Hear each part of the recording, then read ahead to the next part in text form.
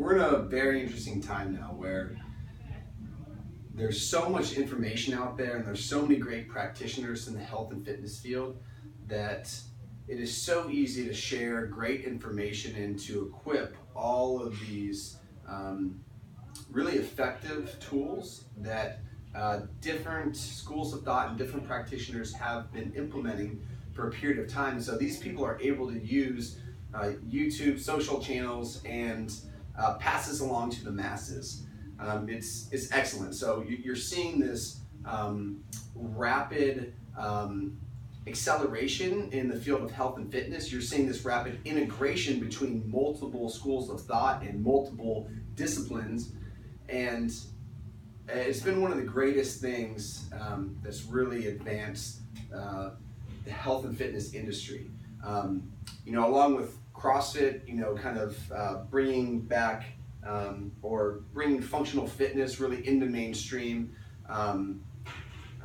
Really developing a love for United States weightlifting again, gymnastics, and expanding upon various tools in gymnastics. We're seeing this great new era of health and fitness.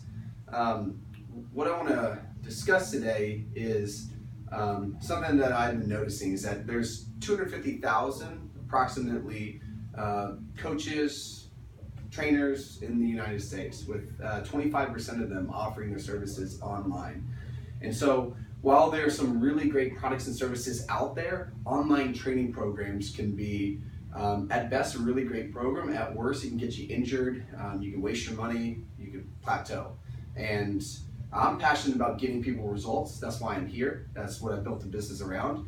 And I want to share with you some of the information coming from my experience of how I see the marketplace this day and age.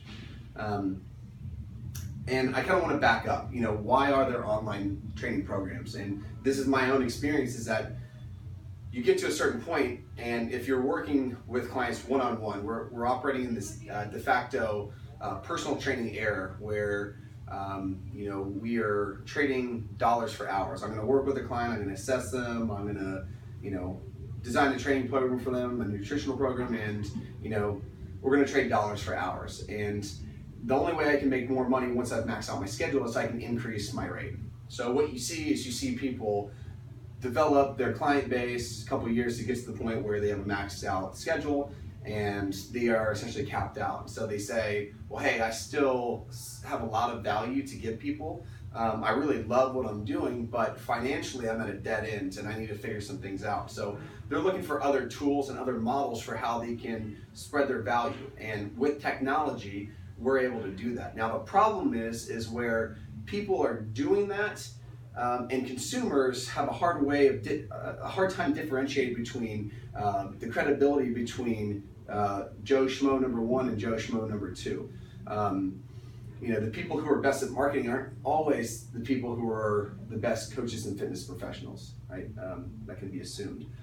And what I want to share with you is a couple things that I look for in terms of a really good training program. Now, there's some really great programs out there that are templated programs. A great example of that is Christopher Sommer's work, Gymnastic Bodies. He's taken 20 years of experience of developing gymnastic athletes from a adolescent to an Olympic level. And so he's done a really good job of cataloging all the different progressions for developing the foundational gymnastic skills and how to progress and regress based upon where you are. Really great product and service. You see a really good movement quality approach. Still not the most perfect system, but again, one of what I would consider one of the best templated programs out there. Now you have other people who are simply a coach or trainer and they're looking to start to sell their products and services. And so what I'll see these people do is they'll write a 6, 8, 12-week program, and they'll this is your squat program, or this is your oftentimes they have a theme for a specific avatar. Now the problem is when you have uninformed consumers coming in and they start to conduct training. For example, people with low movement competency. So, this might call for, doing some heavy back squats, and this person still struggles with the fundamentals of a proper air squat and keeping their knees out and their chest up. So movement competency. Again, you see another thing that is rampant is you see people buy these programs, yet they never complete the programs, right? They'll get a weekend and they think that they can go from, a typical kind of coach setting, maybe this person came from a functional fitness class and they see this awesome program that they see a lot of value in and they want to experiment with it, and then they get 2 weeks in and they drop off.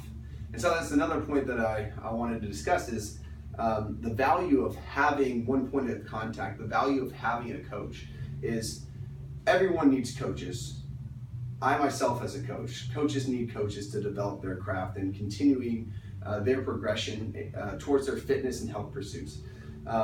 Not having a system for accountability is a huge weakness. And not to mention, if you have a templated program, you're put into a box, and what happens if you're not progressing within that box? What happens if you get injured? What happens if you're running into just a very fatigued state, and you need to kind of back off training? I see people, these type A personalities, who will just continue to work towards that program, feeling like they're abiding by the principles and the training that the person outlined, and I applaud them for that, but the detriment is it could be actually counterproductive if they have some sort of overuse injury, or they have maybe some hormonal issues that are going on that they're exacerbating through overtraining. So again, some things to look for are, would be a program that meets you where you are would be a good summary. A program that, like Christopher Sommers, he's got, for his handstand progression, don't quote me on this, but I'm going to say somewhere between 36 and 40 different progressions and regressions. And at each stage there is mastery. He's defined what mastery is. So in my mind, for a program to be built out, that is going to be probably as good as it gets without having the oversight of a coach behind that, because he's done a really good job of illustrating where you should be, right? Meeting people at 36 different levels of progressions and regressions.